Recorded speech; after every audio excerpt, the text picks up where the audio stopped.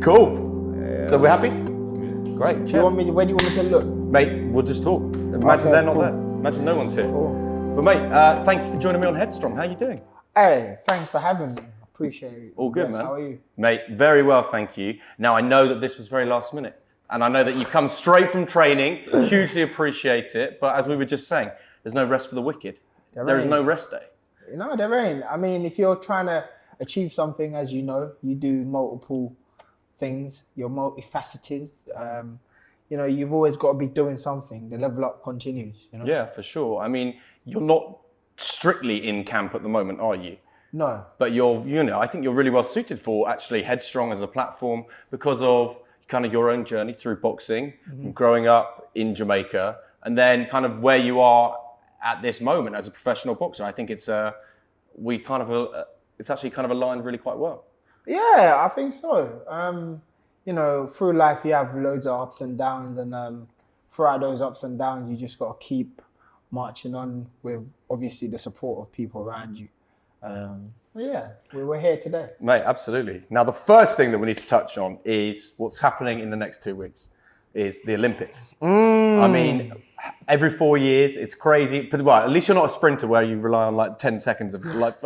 But you train all that time. Yeah, exactly. 10 seconds. And just for a full start or something. No, I mean, you were at the Olympics in 2020. I mean, how do you reflect on that experience? So here's the crazy thing about that experience, right? And this Olympics.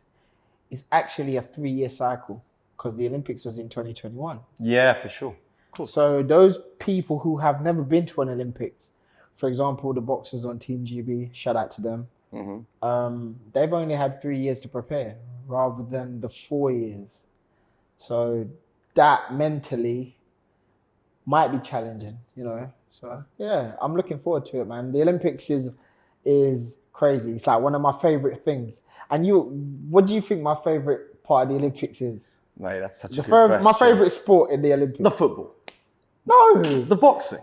10 seconds, bro. Oh, the 100 meters. The 100 meters. Wait, mate, just because you played Xbox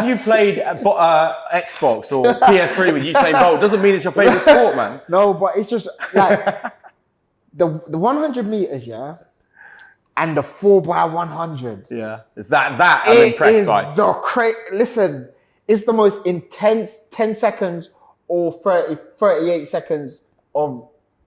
It's crazy. In a Jamaican household, when the Olympics is on, or the 4x100, honestly, mate, it's something else. Mate, what are you clocking 100 meters in? Nothing crazy now. Before it was like around 11 seconds. Was it? Yeah, still rapid. So it was all right. I love that. What would you say your kind of favorite memory of your time at the Olympics was? What kind of stands out? Something that we might not get to see on TV, but something from behind the scenes or how you looked after, getting all that equipment, all the kit. That must be fun, getting stashed. Yeah, that was fun actually. That was really cool because like I'd done a Commonwealth Games, I'd done a European Games, but the Olympics was a different experience because you go there, you go in, then there's like the history on the wall. Then you go in there like, okay, we're gonna this. We've been kitted out by Ted Baker last time. Then you have a personal shopper as well. Wow. I forgot the name of the store that sponsored the spot. Then we had a personal shopper. Then we got a bit of food shopping as well with it, and like a tailored suit and all of that. It's quite some experience. Yeah, that's pretty cool. Now, getting into Team GB is already hard enough, but what about the pressure when it comes round to something as monumental as the Olympics? Is there kind of the talk of kind of expectation and pressure, or do you feel like there's a kind of your own little world when you're actually there? I think for an athlete, you already, I mean, I don't know about anybody else, but you have your own standards that you set. So for me, going to the Olympics is like, I have to medal and preferably a gold medal because that's the standard. Anything other than that is a failure. Some people then have the added pressure of, oh, I've got to do it for this person, I've got to do it for that person. For me, it was mostly like, I've got this standard. I've set this standard throughout my time on GB and people know me for doing this. So I've got to get a medal. And then for me, it was like my amateur coaches who actually said, "Oh, Chev, you know what? You could box and you could do something special." I wanted it to do it for them, and of course the coaches at GB. But at the forethought of my head, it was like, "This is my standard. If I don't get this, then it's a failure." I mean, I think that's probably also an outlook of professional sport, right? If you're not trying to achieve the top, best, then what's the point of doing it? Why are you there? It's not even sport in life. Yeah. If you're not trying to be the best, what is the point of doing it? And that kind of brings me to this new mindset that I hear within like schools and stuff. It's like, oh, you tried. Well, you tried. You've taken part. Like, I don't think that's a good way to put things. Reason being, sorry, I'm going off a little. No, you're good. Reason being is because, okay, little Tommy's tried. Yeah, he didn't do well. And you tried. Here we go. Little Tommy grew up being adapted to that. And then when little Tommy goes to work, work is the real world. There's a standard. You've got to achieve this, or as your boss, most likely he's going to warn you, then he's going to sack you. He's not going to go, oh, well, you tried. You get what I mean? So, yeah, you got to try and do the best and bring out the best in you. So let's rewind then to you and growing up and kind of being a kid. What were you like in Jamaica as a kind of a young lad? What was that experience like? And what were you like as a child? I'm the same now, to be honest. I've grown up and I've matured in terms of my business acumen and what I want to achieve. And being an adult, but that kid is still in me. And like, I think if you ask anybody that knows me closely, they'll be like, yeah, he's he's just bubbly and childish. But when it comes to doing business, it's a different thing. Yeah, absolutely. In terms of Jamaica, then, did you have siblings? Yeah, man, I had loads of siblings. How did you get on with them? Where are you positioned in the rivalry of siblings? I'm always the boss. I'm not the oldest one, but they couldn't bully me, or they couldn't. You know what I mean? They couldn't bully me, but they'd gang up on me. Yeah. They'd have a go. Yeah. So yeah, that's where. I have to ask because I love Caribbean food. What's your favorite Jamaican dish? You know what? Growing up in Jamaica, my favorite thing was curry chicken and dumplings, bro. If you've never tried it, hey, yeah, white flour dumplings, curry chicken and dumpling. Obviously, I don't eat meat no more, but yeah, I love that. Now, you moved to the UK when you were 11, but before you did that, I'm just curious to know, was mental health talked about in Jamaica, particularly when you were there and growing up? Or do you know about what the climate is like now? I'm curious to know. No, I don't think it's just Jamaica, but in black families as a whole, mental health is not spoken about. It might be different now, but no, it's just like we was bred to be tough. Sure. It's like, okay, in the world, other people are gonna get a leg up on you. So, you know what? You better get used to that, and you've got to be 10 times better. You've got to make sure you are hitting the gold star, whether that be in education, whether that be in sport, anything you do, you just make sure that you are that bit better. So, that was the standard, man. Do you think it was bred into you then from an early age that you were kind of, as you were kind of alluding to earlier, bred to succeed, or everything you get involved with, commit to, you want to be the best, do the best because you want to fight and kind of succeed? Yeah, because as I said, like, I didn't grow up in poverty. I don't think there's people in the world that were worse than us, so I don't like to use that term, but sure. We didn't have all the glitz and glamour that the average person, let's say the UK, would have. But we knew that anything that we did, we'd do our best at it, and excel at it. So, for example, I always use this example because I'm proud of it. My granddad, he wasn't educated. However, he managed to amount a ridiculous amount of land and built a beautiful house for all his children, and he had a lot of kids, a beautiful home. you know, my grandmother, on the other hand, was educated. So yeah, I, that's what I mean. Like, you start with nothing, but to accumulate all of that, how did they do that? Amazing. Crazy, isn't it? Yeah. How often do you get to go back to Jamaica? I usually go back once a year. What does family mean to you? Family means, it's weird, right? Because family means everything, but I don't think I don't know. I don't even know the word I'm trying to look. But the way I relate to my family, I don't think I relate the way that most people do. But yeah, they do. I'll do anything for them. Yeah. I'll do anything for them, and I'll make sure they have the best of everything. But yeah, it's a bit, yeah. Man. So when did boxing become a part of your life? Was sport something that you always have done and you've always been involved with? Or were you pushed into boxing? Nah, I wasn't pushed into no sport. So as far as going back in my family, there's nobody that I knew that did sport. Sure. Whether recreational or organized sport. Because in Jamaica, I didn't do no organized sport. I remember playing football like in the community, like we played football at school, but it wasn't organized. I might have done like sports day, running and that. But in terms of organized sport now, it was only when I came to the UK, met like my next door neighbor, the Shuttlewoods, they had a really big garden, and they had a football pitch kind of thing in their back garden, and like we became good friends. And he was like, every day after school I had to jump over to kick ball with the boys. And one day the dad said to me, because the dad used to coach football, he used to coach his son's teams. He was like, "You're good, you are." I was a little bit older than the boys. You should go up the top and ask for Alan Dennington.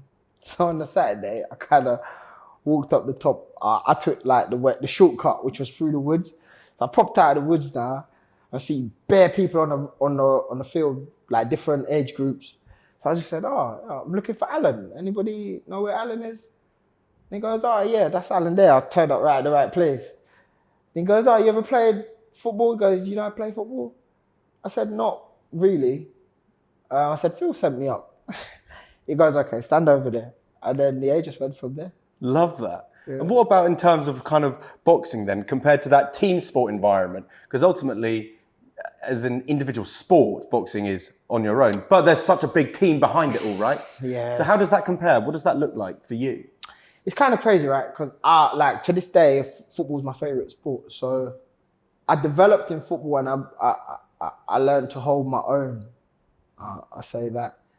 And I got to men's football. And then it just became a stage where like I turn up and Jim Bob might have gone out and had a heavy night. Yeah. And they come and they're giving 50%. To be honest, I don't care what you did last night. That's not my problem. If you're coming here, you can come here, you need to give me 150%, bro. If it's a 50-50 ball going out, I want you to chase it to the end. And I used to pull people like that. I'll be on your skin. Listen, like, what are you doing, bro? Like, don't go out and come here.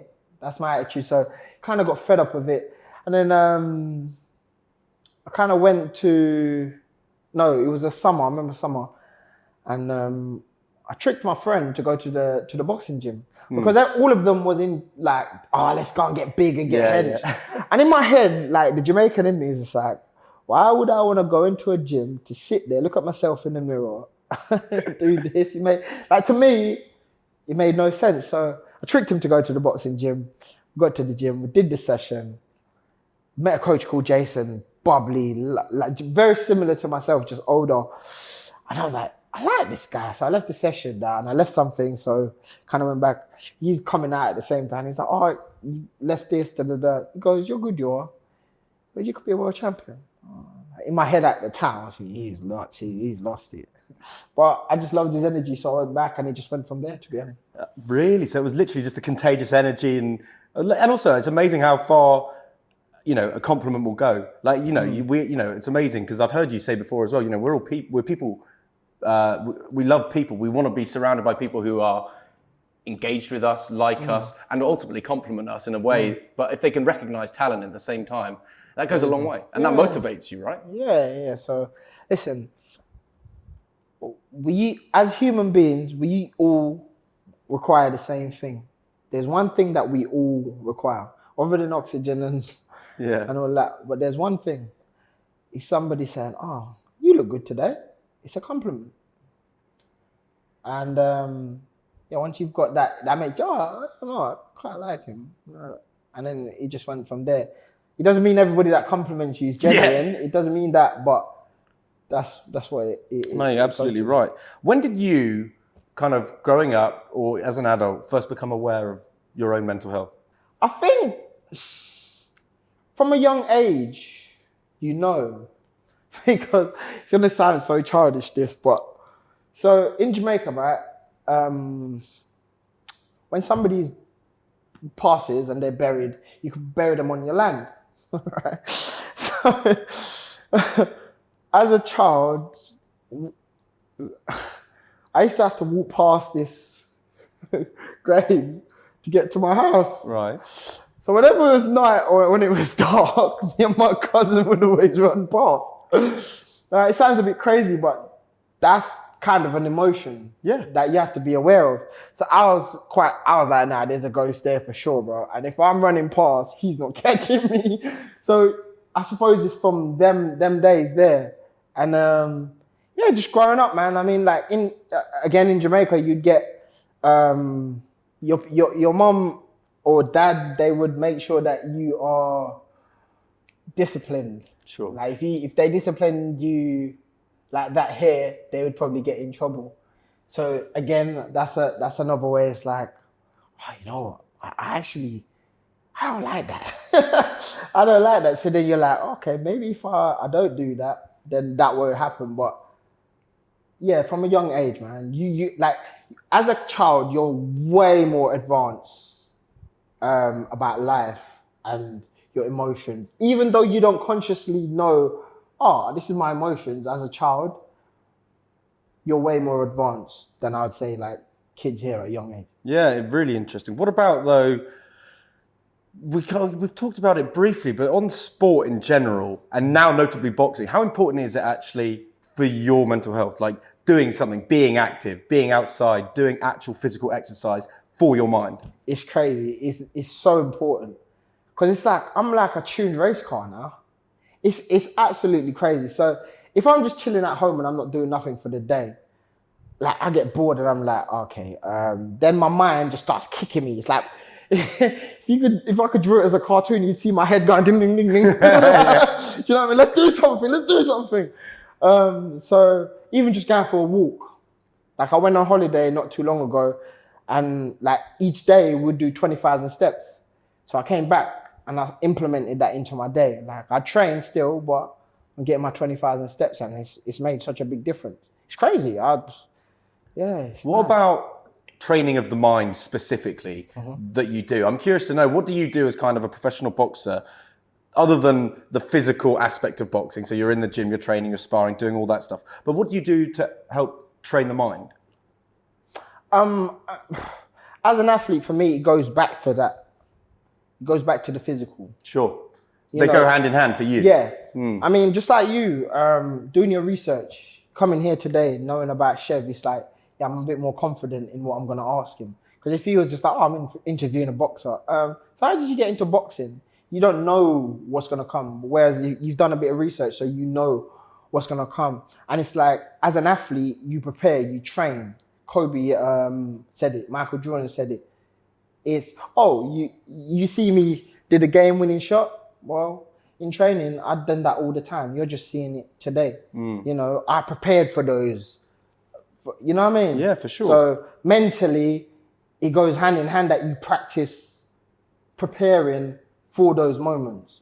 Okay, in basketball terms, I've got to take a free throw, but all the crowd's there. You're practicing. You're imagining a crowd, practicing. You miss. You just keep going. It's just practice. I mean, for boxing, there was a part of your life where you gave up completely. You know, there were 2 years where you were literally driving lorries, man. That was the best. Hey, I would happily drive a lorry right now. Yeah, but I mean, I'm intrigued to know, like, because you went from boxing, not as a professional, but you gave it up completely. I mean, was there no part of you that was like, let me hold on, maybe there's an opportunity for professional success here? Or were you just like, do you know what, I'm throwing the towel in? And what motivated you to do it like that? Again, it's about standards. So I represented Jamaica in the Commonwealth Games in 2014, and I just didn't hit the standard. I was like, you know what, forget this boxing malarkey, bro.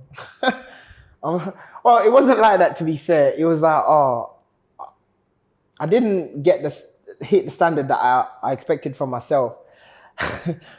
And then I've gone home, and a couple of weeks, my dad was like, yo, you need to get a job. I was like, nah. Not now, boss. He's like, yeah, you need to get a job. I was like, ah. And then he said it. I was like, you know what? Forget this boxing malarkey, man. And then that was that. I did my lorry driving test, done it all in 2 weeks. I passed on a Friday, started driving on a Monday. No way. Wow. And then I just dropped it just like that. I didn't box, I didn't go to no gym for 2 years. Throughout the time, my friends were onto me. My guy Sanjay, Jordan, Tevin, all of them. You're a waste of space. You're a waste of time. Waste of talent. Who's ever gone to the Commonwealth Games from our area? Who's ever done this? Who's ever done that? Who won national titles? I was like, big man, listen, that's in the past, isn't it? You guys were making money while I was winning them titles that was bringing me nothing. I'm enjoying making some money now. It's okay. I'm all right, But it kind of started niggling up my head. So one day in 2015, I was like, okay, cool. No, I went to the gym in 2015. I saw Jason. He was like, yo, we're having a show March 4th or March 11th, 2016. Make sure you're ready. So it was like December. I was light heavyweight when I started low driving. By that time, I couldn't make light heavyweight no more. So I had to move up in weight class. Okay. Anyway, I started training. And then, I had the fight and I won, and then it just went from there. And just got back into it. Yeah. Well, it's amazing. Like, I think maybe that break probably gave you an opportunity for perspective. And actually, maybe you needed a break. Or maybe you needed to... I wasn't thinking about boxing, that's for sure. Yeah, for sure. I mean, how motivated were you, though, once you got back into it then, and to get into the professional world? Because it didn't happen overnight. You've worked... for a long time to get to that place of achievement, right? Well, here's the thing. I only wanted to have one fight. So basically, I had that fight, I won. I was like, yep, I'm going to jump back in my lorry now. And then my boxing coach, not Jay, Len, he was like, the championships are in a couple of weeks, right? So championships happened. I had the passing of my nan.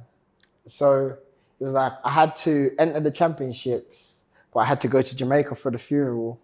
So it kind of clashed. And he was like, okay, if you weigh in before you went, if nobody weighs in the Southern Counties, then you get through to the next thing. You can have the funeral and then we'll pay for you to come back to enter the competition. And that's what happened. Entered the competition and I went to the final, won the national ABA. There you go. And then, I had to fight for an invite onto GB Boxing. And then, went from there, man. How important as a professional athlete is having that support network? So be that this coach or the specific people, because you must deal with nutritionists, other people in the gym. How important is it to have a select few in this network to help kind of support you? I don't think it's just in sport. Sure. Solely you need a support network. I think in life, because if you was a worker, you got sacked. Like, you might have a partner at home, your mum, somebody. They'll be like, they'll cheer you up. They'll let you see light at the end of the tunnel. And that's important in all facets of life. Even if you're a successful person and you're being successful, there might be something in your head that you're like, So you need those people around you to just keep sparking that flame for you. So, because one time the gas is going to come and you're going to be lit again and keep moving, right? And then the level up continues. What else do you do to kind of stay kind of grounded? You've talked about your pals. Is that really important to help switch off from boxing? Yeah, you know what? I'm blessed. I'm so blessed. My friends just keep it so real with me. You know how some people like they'll be like, "Oh, you're with this person, you're with that person." My friends don't care about none of that, bro. That's great. They'll just it's just like old times. They'll just tell me about myself, and I love that. The best thing you can do to me is just be authentic. Yeah. And I know when people are not being authentic. You know. What about that kind of world of opinion, social media, press? How do you block that out, or are you quite comfortable with that sort of thing? I mean, ultimately, you've had a huge success, so there's not much negativity at all. But you know, on places like social media, trolls will exist no matter what, or people who support a different boxer who want to get in your head or leave comments that are pretty shitty. What do you like with that? In my opinion, you're especially like another boxers fans, like they can't get to me, man. Like you're behind your computer. Number one, I don't really read comments. I'm not really socially active. In real life, I'm here.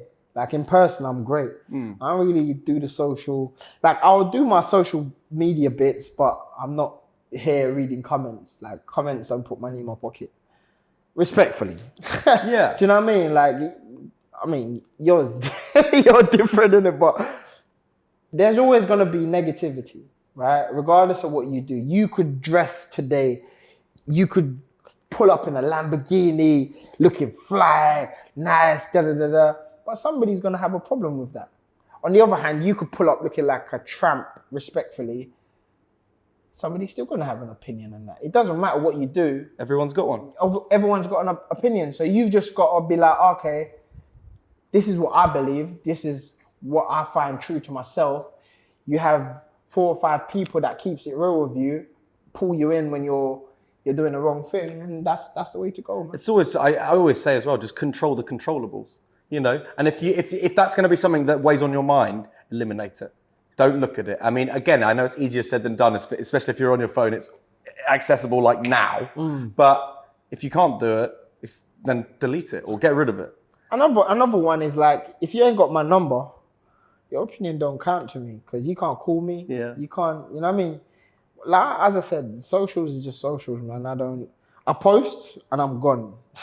Something that I would like to touch on is kind of, what was that transition like from Jamaica to the UK? Because at the age of 11, what year was that when you moved? 2002. 2002. Like, what was it like coming over as a young black teenager? Yeah. What was that experience like?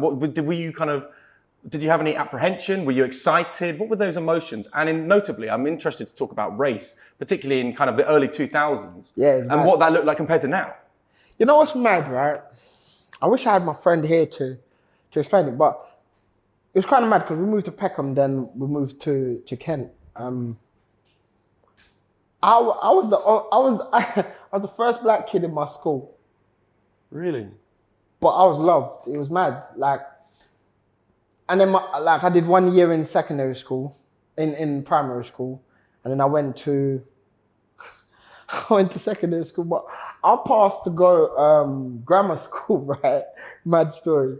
Passed to go grammar school. My mom thought it was boarding school, yeah? So she's like, you're not going. I swear to God. I smashed the thing. And then she was like, nah, you're not going. Anyway, I then went to the school, which was like next door. It was great, man. It was great. I had this teacher called Miss Foley, right? Irish lady. Miss Lynette Foley. People like those, man, just made my transition easy. She literally adopted me at school, bro. Like, any problems, anything, like, yeah. Have you ever experienced anything like that on the other end of the spectrum, though? Yeah. Like, what's something that stands out to you that's... Okay, so my first experience of racism, yeah. This is ever. It was my primary year. So we're playing, I think I might have been playing tag or whatever, right? And like I was rapping. And for some reason, this kid got mad. And he was like, you black. So this teacher goes, how dare you? I'm like, what's wrong with her? Like, because I had never experienced it before. Anyway, the school called up my mom, called up his parents. They dealt with it really good. So it was when my mom come in now and like the school was explaining. I'm like, okay. Because in Jamaica, there's classism. Sure. But not so much racism. Do you know what I mean? Well, back then so I was like, okay. And then obviously I've had a few, but compared to other people, this is what I mean. Why I wish my friend was here, because I was from a young age, I was able to go into like certain spaces where other young black kids would never be able to go and just be looked after and just be regarded as one of them. Do you know what I mean? So I can't. I've had racist experiences, but the good outweighs the bad by far. How do you react to it? I mean, it must be, difficult depending on each person's experiences. But from what your understanding of that kind of first experience was, it almost like you were, because it was the first time it had ever happened. You were kind of. Yeah, I didn't know. I didn't know. Like, obviously, after that now. Yeah, you become then more I'm aware. like, okay, this don't stand no more. This don't happen no more. So in secondary school, that was quite cool. That was because the way I was raised was, listen, when you leave our house, when I send you to school, I send you to school to learn, right? However, no, I send you to school to learn. If you go to school, mess about, you come back home, you know what's going to happen. However, if I send you out the house, send you to school, and somebody messes with you and you handle the situation, I'll back you with my life. So then I started handling the situations that came accordingly. So you've come from training today, right? And I know that you're not in camp, but let's look at what the future looks like in terms of what's going on. Have you got your next fight in your insight? What can we expect from you? I mean, we're trying to get a date, but we ain't got nothing solid yet. So it's just ticking over, man. And how important is it to have a fight in as a goal for you? Is that kind of a motivational, important thing? Or are you quite good at maintaining discipline? Or is having something in the diary much better for you? No, it's always important for an athlete or anybody. It's always important to have a goal because you know what you're working towards then. But in my sport, it's a little bit more irregular. You have to be mentally strong. You have to have a good mental fortitude, or else you can go off the rails. Like, for example, there's a lot of athletes from the past who, like, after a fight, they look like twice the person they were on fight night, So it's like learning from their mistakes and doing the right things, practicing the right habits. I know you've talked about it before, but life after boxing, not that we want to be thinking about it right now, but I mean, you have huge interest in investing and investment and stuff like that, stocks. First thing is, go on, I need a stock. Come on, give me a tip, my man. First and foremost, I'm not a financial advisor. And I'm not licensed to give financial advice. But what I would like to say is, I hope, and one of my goals is to be able to direct people in the direction of financial literacy so that they can empower themselves. Because once you have a lot of power, man. It's crazy. And all I've done is just watch videos on YouTube, read a couple books. It's different now. Honestly, it's so different. And I like anybody watching this, I promise you, it's as simple as go on YouTube, read, you have audiobooks. If you don't like to read, there's audiobooks, right? Type in How to Win Friends and Influence People, Rich Dad, Poor Dad. Type in Warren Buffett, Peter Lynch. These are some of the best investors of all time. Monish Pobrai. And they all have books. And what happens is when you're listening or reading these books, they will recommend other books that they've read that helped enhance their life. And it just snowballs from there, and once it snowballs, there's something called compounding. And compounding is like a snowball effect. The more you go, the longer it rolls, the bigger it gets. And that's like your knowledge. That's like your returns, everything. But yeah, that's something I'm gonna invest in after. Love that. How important for you then is kind of continued education or kind of self-development? How important is that for you? It's very important because it's like a shark. If the shark stops swimming, the shark dies. So for me, it's like, okay, I've won the British title. Okay, what to do? That was last week. What are we going to do next? You've always got to have the next thing. It's okay to be, I'm grateful for that, but I'm not content. I'm sorry. I'm sorry, I'm not sorry actually, because you always have to have the next level, man. That's the point of life. That's the point of life, to live it and just get the maximum out of it. As I said, the level up continues. Every day, that one little minute percent that adds to the next level, and the snowball effect continues, isn't it? Yeah, for sure. Now, one other area where you could explore potentially is a bit of punditry, right?